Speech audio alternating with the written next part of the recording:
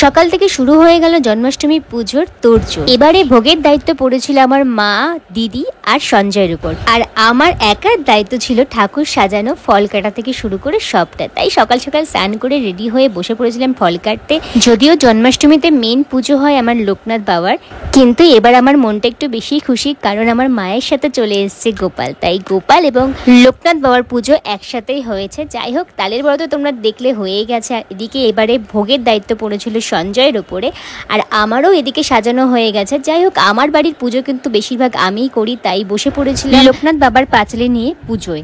আর এবারে যেহেতু রাখির দিন আমাদের বাড়িতে গোপাল আসেনি, তাই মা বলল আজকেই তুই রাখিটা পরিয়ে দে। তাই রাখিটা পরিয়ে দিলাম আমার গোপাল ভাইকে, আর সঙ্গে আমার বাবা লোকনাথকেও একটা পইতে পরিয়ে দিলাম। তারপরে পুরো পুজোটা সম্পন্ন করে অঞ্জলি দিয়ে আরতির মাধ্যমে আমাদের পুজোটা খুব ভালো সম্পন্ন হয়েছে। তো চলো, এখন তো প্রসাদ খাওয়ার পালা। তো তোমাদের কিরকম জন্মাষ্টমী গেল অবশ্যই বলো।